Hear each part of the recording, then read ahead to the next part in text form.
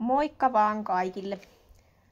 Lähdenpä tässä taas puuilloa asioimaan, niin näette seuraavaksi mikä on homman nimi, mitä aion alkaa tekemään. Liittyy vahvasti hirrenveistoon.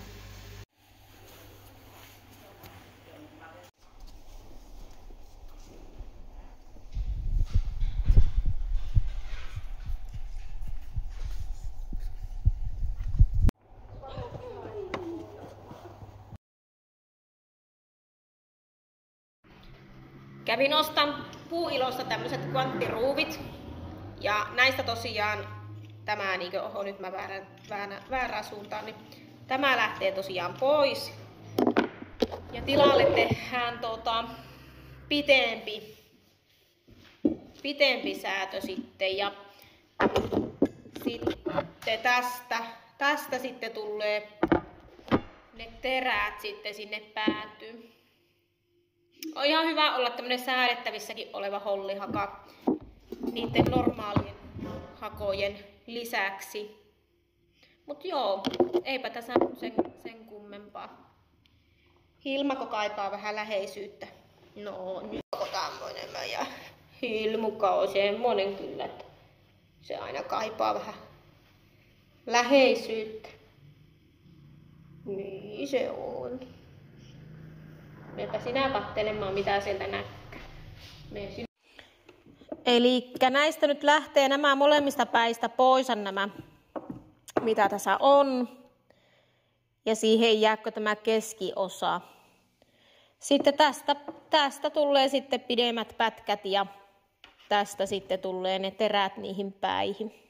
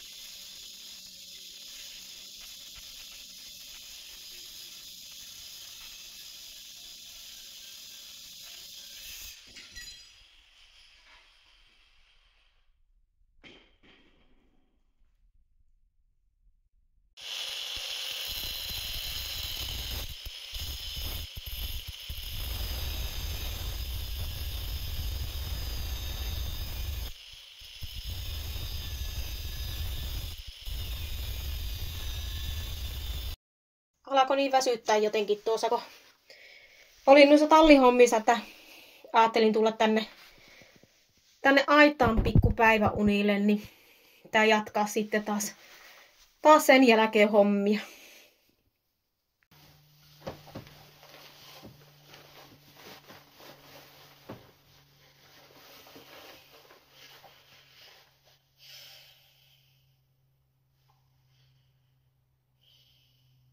No niin. Nyt on nukuttu. Taas jaksaa jatkaa hommia. Ai että. Mukava tehdä touhuta. Pitääkö hakea jotakin limonaativettä ja lähteä touhuamaan.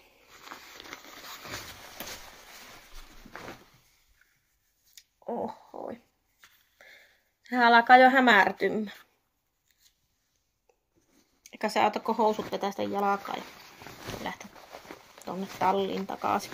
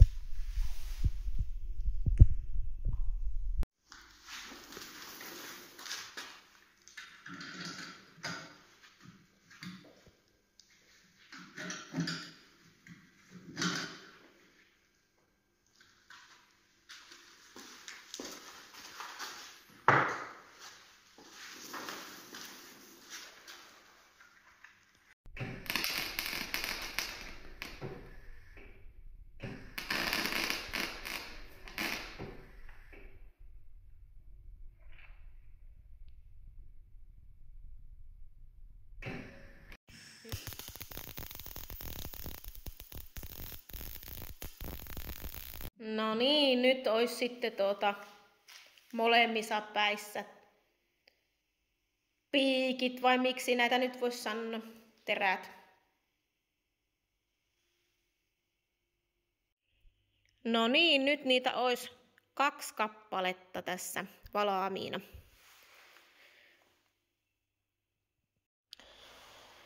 Jossakin vaiheessa vähän vastusti, kun niin kuin näkyy, että tässä on pätkästy poikkiko. Tässä vanttiruuvissa oli vastakierre, ja kun mulla oli kierretankoa, niin eihän mulla löytynyt sitten vastakierteistä, niin teki sitten niistä, mitkä siinä oli olemassaan ne päätyt, niin jätin niistä semmoisen pikkupätkän, ja sitten kun ei ollut muuta, niin jatkoin tuon päätyn.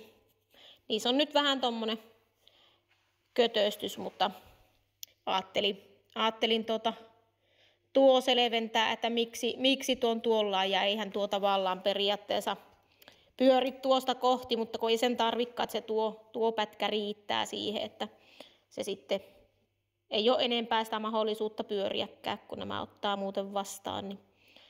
Mutta joo, aina tulee jotakin vastustaa, niin nyt oli tämmöinen vastus, että enpä sitä hoksannut silloin ostaessa, että tuossa on tosiaan vastakierre tuossa toisessa päässä, mutta nyt on molemmissa tehty sitten tuolla, että on katkaistu se ja sitten jatkettu tuolla kierretangolla.